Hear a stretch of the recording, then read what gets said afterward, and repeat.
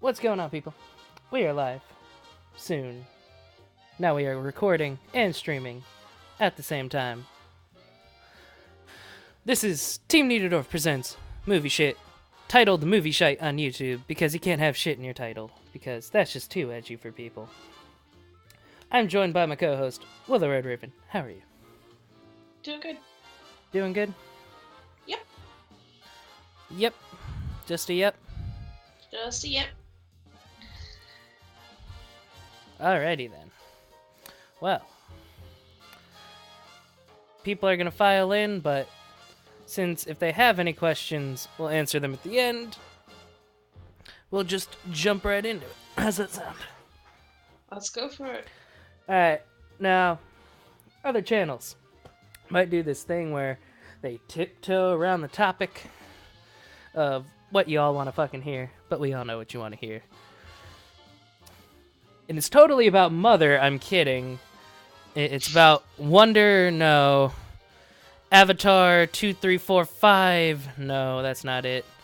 Deadpool, maybe. Blade Runner, perhaps. But actually, it's Star Wars: The Last Jedi. So, Entertainment Weekly revealed their huge spread of Last Jedi photos that gave us a look at Luke, Rey, Kylo Ren, Finn, Poe, and General Leia. While the photos also showed off new locations like Casino Planet, Canto Bight, new vehicles like Kylo Ren's TIE Silencer, and Snoke's samurai-like protectors, the Praetorian Guards, the articles accompanying the images also revealed new plot details we can expect to see in the movies. Perhaps the most interesting came in an article about Rey and Luke, where it revealed a bit of Luke's backstory and why he decided to become a hermit on the planet Ahch-To. So, well, you've seen the pictures. They generally seem like your average Star Wars pictures to me, personally. You know, some cool little bits here and there, especially those guards. Yes, very cool. They remind me of the Emperor's guards, but actually do something. So, speaking of, like, the Luke story bits, what jumped out about you? Or what jumped out to you about that? Not too much. Like I said, I'm not the Star Wars person. You're not the Star Wars person. I'm not sad to say. Star Wars won a long time ago. I am still checking. But this does look very interesting to me. It's like Jesus and Christianity. It won a long time ago. Just triggered a whole lot of people right there. Argue me, yes, I'm stealing this joke, but what year is it? Yeah, see, that's what happened between Star Wars and Star Trek. Not that Star Trek is bad, Star Wars won. Anyhow, from what I got to it, Luke went to an old Jedi temple that was reminiscent of Dagobah's environment. You know, a lot of greenery, a lot of water, a lot of nature energy where the Force would probably be in a higher concentration. And it seems like the local life there was very like a set of nuns. Like, that temple is abandoned, so it's just like, whatever.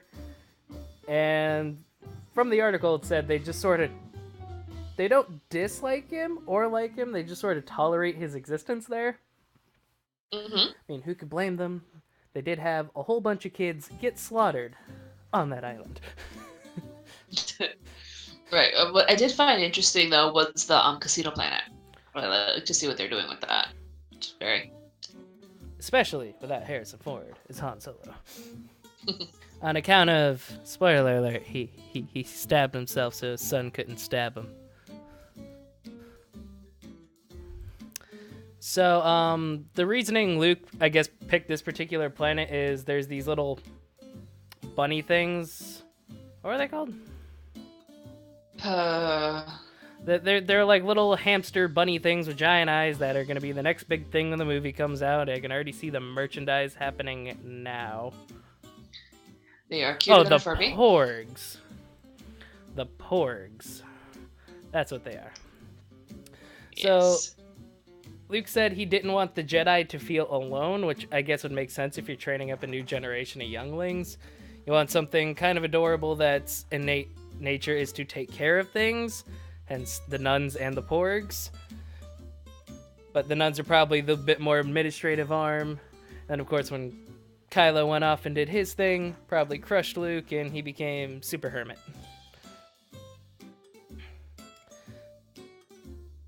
Anything about that jump out to you? No, I just from my point of view, I just see marketing. You just see marketing from the porgs? No story aspects of you didn't want the kids to feel alone or anything? Not you know, impressed. because there are parts of the Jedi journey that you have to do yourself. Right. So you get a cute little fuzzy companion. I mean, apparently it's going to play off of Chewbacca going, what the fuck are you doing in my ship? Alright, that's going to have some interesting... Like, Chewbacca hates these things, and that's okay. So, moving on. According to Variety, Riz Ahmed from Rogue One, he's the pilot that goes rogue, is in early talks to join Tom Hardy in Sony's Venom movie. Ruben Fleischer's directing the spin-off of the Spider-Man franchise, with details about Ahmed's character currently unknown. Though details about Ahmed's character are currently unknown, sources through Variety say he'll be playing a popular Marvel comic character in the film. Of course, speculation starts spinning around the Rogue One actor's casting, many suggesting that the role could be Carnage. Yes, College, everyone's greatest enemy. Venom's greatest enemy. He got dropped on another planet to experience the hell of college. No, Carnage, which the Hollywood Reporter previously revealed would be the antagonist in the movie. Thoughts on character from Rogue One being potentially Carnage in the rated R Venom movie, starring alongside Tom Hardy's Venom? That would be interesting to see, because Riz Ahmed was really an interesting character for me in Star Wars. I'd like to see what he could do with a role like that, but also we really don't know if that's who he's playing. Because there's a lot of characters he could be playing. Yes. And much like the Defenderverse, basically, on Netflix, from what I understand, they're allowed to reference things that have happened in Marvel films, but not necessarily have their characters swing by. Right. So this is very much going to probably maybe go towards the Agent Venom route, where he's more of the anti-hero, government for hire, gets shot off of the Guardians of the Galaxy. So if Marvel ever renews their deal with Sony, I could see maybe this weaving in that way. But Sony probably might just fuck off with all the money that they're going to make off of Marvel and go, it was great while it lasted. That's my thoughts on it. Riz to me didn't really stand out too much in Rogue One. I mean, none of the characters really did, let's be honest with ourselves. They were there to die, you couldn't get too attached. Unless you were like me and totally new world. So, I don't know. I give him benefit of the doubt. He seems like he'll do fine in his whatever role. It'd be interesting to see him play someone actually evil, not, oh, I'm evil, but not really. Right. And moving on from that, we got James Cameron has begun production on the long-promised next chapter in the Avatar franchise.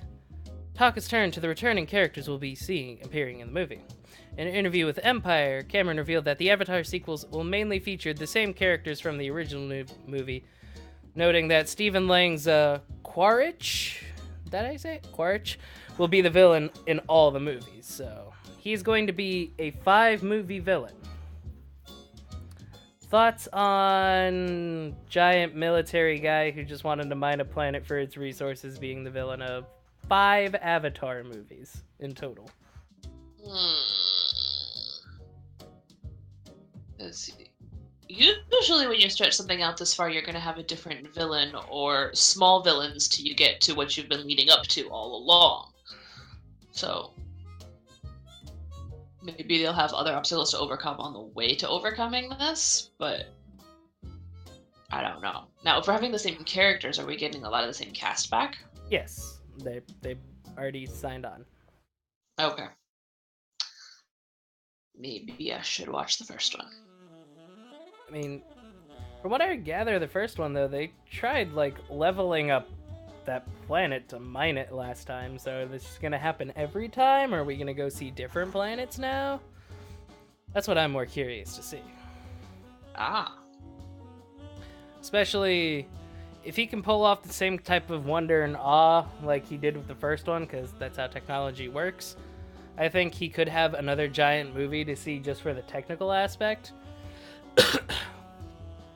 That being said, we even have a movie coming off a beloved franchise of films in Marvel, that being Doctor Strange, that was visually impressive, but it just performed about average on a Marvel scale, despite the fact people went, go see this for the visual spectacle. This is like a movie that'd be okay to see in 3D. It is one of the first movies in a long time, maybe since Avatar, where you'll appreciate the 3D. And as someone who saw it in 3D, I can attest that you were like, holy shit, whew!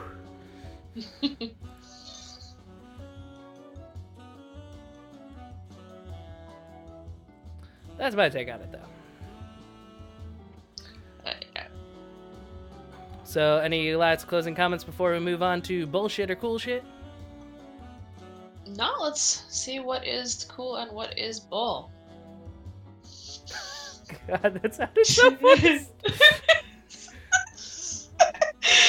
Alright, so, number one. Rip headphone users.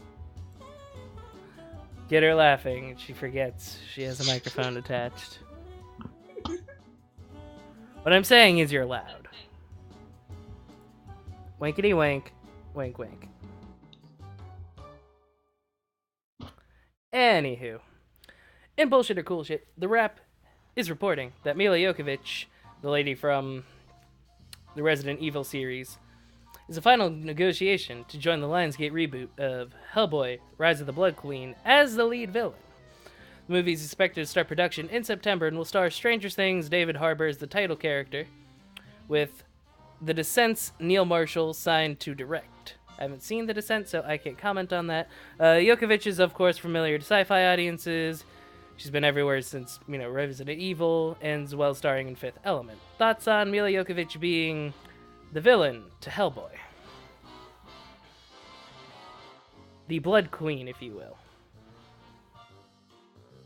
Definitely has piqued my interest. I have been out of the Hellboy series for a little while, but called bullshit on her. Like we said, we were very familiar with who she can play, and like to see what direction she's gonna do. So you're calling bullshit instead of cool shit? I'm calling cool. It sounded like you said bullshit. I'll call cool shit because she seems like she could pull off menacing action if she wanted to.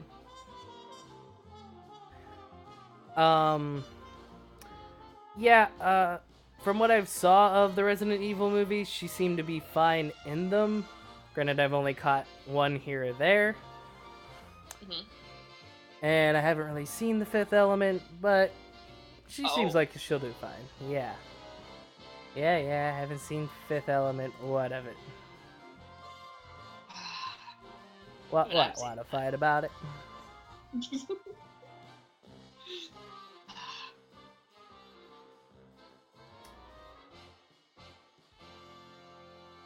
So, we want to move on to the next topic? Yes. When I made the volume comment, didn't mean move the mic further away from your mouth. It just meant watch yourself.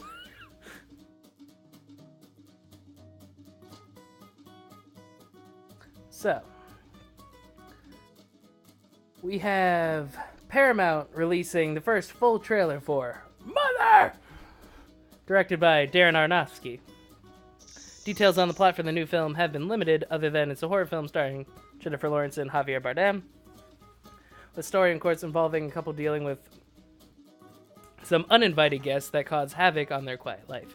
The film also features Ed Harris, Michelle Pfeiffer, Donald Gleason, Brian Gleason, and Kristen Wiig. It will have its world premiere at the Venice Film Festival before screening at TIFF, the International Film Festival.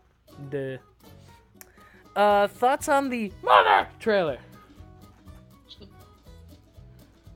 I was not impressed. I'm sorry.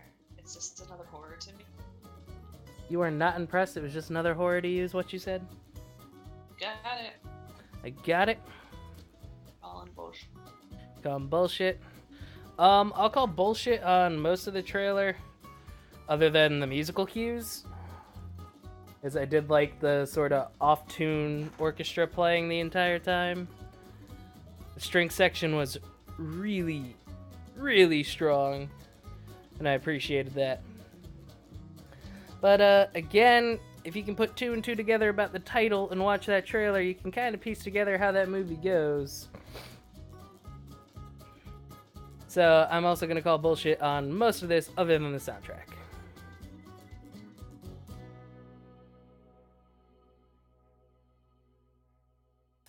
So now, we know for certain that Blade Runner 2049 will follow its predecessor, Blade Runner, by giving this movie an R rating.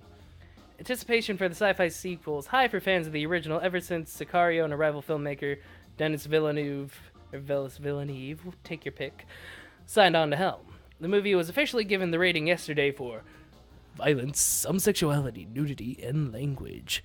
Thoughts on Blade Runner 2049 being rated R for violence, some sexuality, nudity, and language?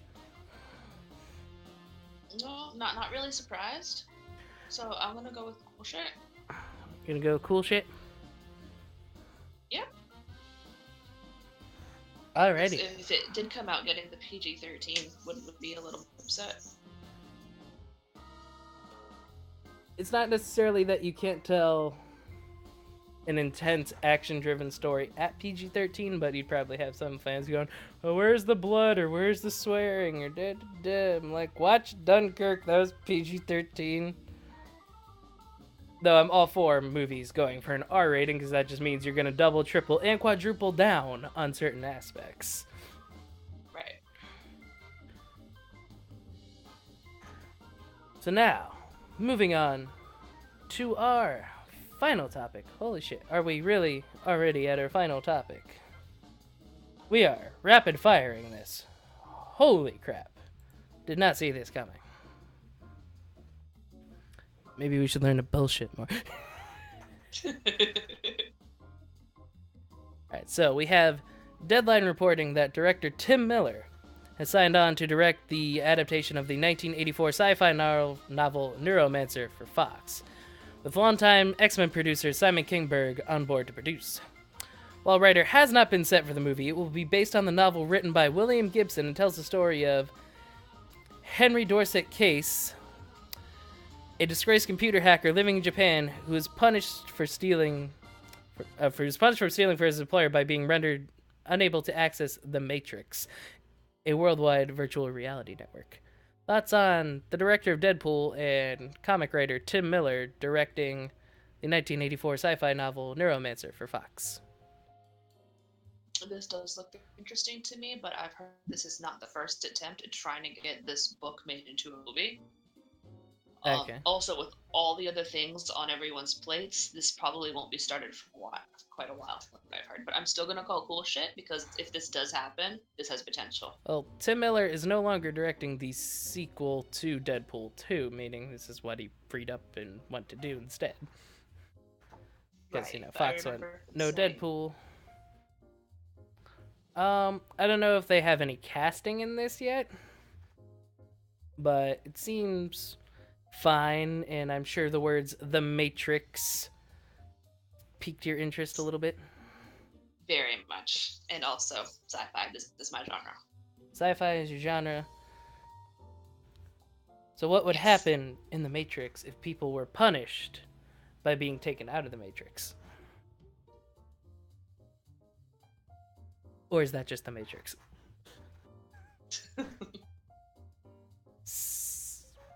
Do you want the red pill or the blue pill? Secretly, if you take the red pill, you are punished and subjected to a whole lot of shit. And you will definitely die.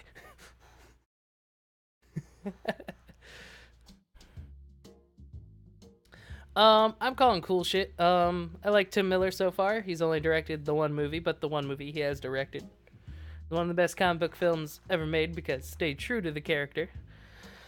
This seems right up his alley for, him being a comic writer himself. I'm sure he'll have his nice touch to it. It's why Deadpool went well. It'd be cool to see if they shoot on location in Japan and how they approach that aspect. And before someone says it, let's just call this Sword Art Online the movie. Adult Sword Art Online. Sword Art Online 1984. Oh, God. Nah, Neuromancer is probably way better than SAO. Let's be honest. So, with that, it seems like we hit all of our topics in like a super fast fashion. I was not prepared for this. Yeah. I was unprepared. I was not sufficiently prepared for us to blow through this. Do you have any questions related to the world of movies or things that didn't quite make sense? Me. Yeah, you. You with the voice and the co-hosting. Miss, I'm out of the loop. Yeah, that's the problem. My ignorance has me questionless. Because, again, I absorb the information that I have here in front of me. Your ignorance has left you questionless. Oh no. Yeah. Well, what can you school me on? What can I school you on? Well, shit. A lot of things. I've been pretty well kept up with stuff.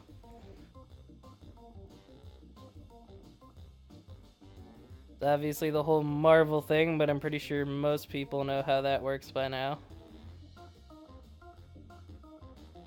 Because, can't do movie news without coming across Marvel at least once a week. I'm sure I've gone over with you how box office works. Right. Oh, wait, what's today? Wednesday? Almost. Yeah. Let's actually take a look at what's opening this week. I know for starters, we have Annabelle Creation, which we talked about on Tuesday's show. I think Monday show, Tuesday show, whenever it went up. I forget. Tuesday? Yeah. That's it. Thursday. Today's Thursday? Oh shit.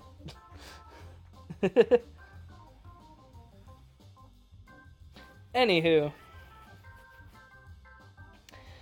Let's see what's coming out, seeing as today is Thursday. Meaning, movies are in fact open. You could go see Annabelle right now. Let's see maybe if there's something smaller that you can't go out see if horror isn't really your style.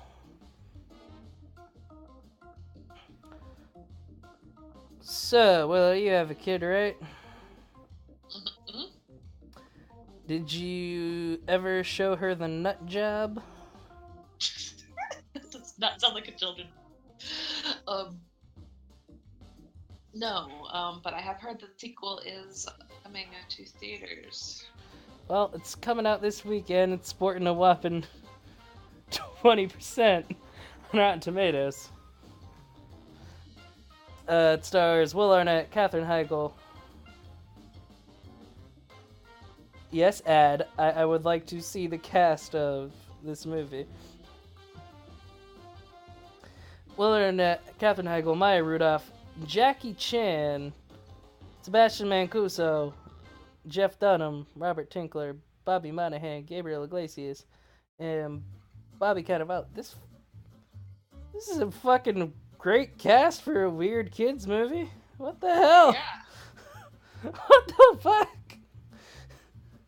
Why'd you get so many? I mean, I know why you got so many comedians, but like, what? It's rated PG for action and some rude humor. How rude! So, like, if you absolutely needed to get out of the house and take your kid to something, don't go take it to see the Emoji Movie. Go see The Nut Shop 2, Nutty by Nature.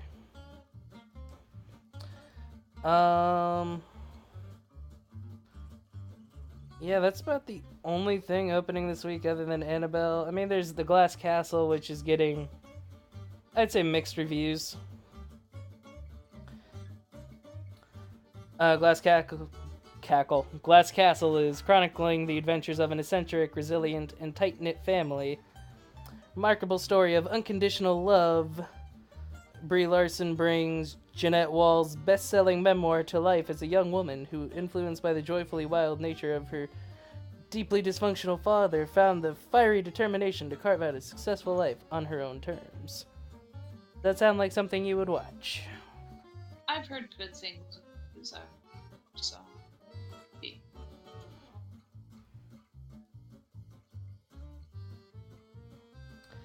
The biggest overall criticism I'm seeing of this film, just being straight up with people, is the cast and filmmaking was solid. It was more the approach was misguided. So I guess what they shot was shot well and done well. It's just not the approach they personally would have gone for. And if you're not into horror or the kids movie, or not into seeing I would still highly suggest Detroit, which is still on my radar to see. Definitely go see Dunkirk if you haven't already. You have a Dolby or IMAX theater still showing it, even though they might have relegated that to Dark Tower or Annabelle. Go see it, especially if you have a 70mm theater near you, since the movie was shot in IMAX and 70mm. Sort of Nolan's calling card. Go see it. It's a good World War II film. Good multi-perspective storytelling. All that good stuff. Girls Trip if you want a comedy. Spider-Man or Atomic Blonde if you want comic flair. Atomic Blonde's a little more gritty, John Wick-esque, but not quite. Spider-Man. And if you like music, action, heist films, go see Baby Driver. For the love of God, go see Baby Driver. Out of those, Willow, which would you rush out and see this weekend if you could only pick one? Or if you could manage to get out of the house to see one? What would be at, like, the top of your list? It's been out for a while, but my number one is still one to see is Baby. Yeah. It's Cars. Yeah. Baby Driver is also, like, an editor's wet dream. It's like, all the sounds in the scene matched up to the song. And that's just incredibly hard to do. Yeah, that sounds like a fun night out for me, so it's on my list.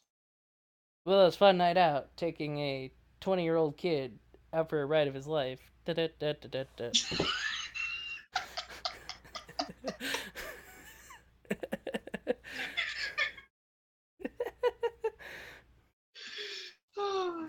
You know, but he can't be all there. He has to have a little something wrong with him, like tinnitus in both ears really bad. You know, so she can just, like, talk and talk and talk, that it's just like, yeah, it's his iPod in.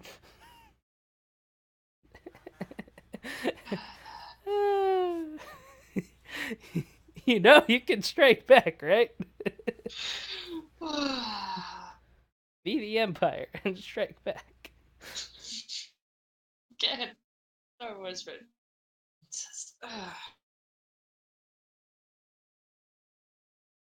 Don't be a red shirt. Don't just take it and die. There, happy. I used a Star Trek reference. Anyhow, we've been rambling. So, Willow, if you want, where can people find you? In the non-stalkery way. Yeah, you guys can find me anywhere at Willow Red Raven. You can find me at Team Niederdorf. But you knew that already. I think. I would hope. It's right there. It's in the title of the show. It's on the channel. It's on the tweeters. Anyhow, thank you all for stopping by. Feel free to send your questions in at niederdorfva@gmail.com. Believe that's an email I have open that's relatively empty. Yeah. So if you have any movie-related questions, feel free to send them on over there, and we'll put them at the end of the show so we can pad it out more for runtime and YouTube ad revenue and all that stuff. Yay! All right. Bye-bye.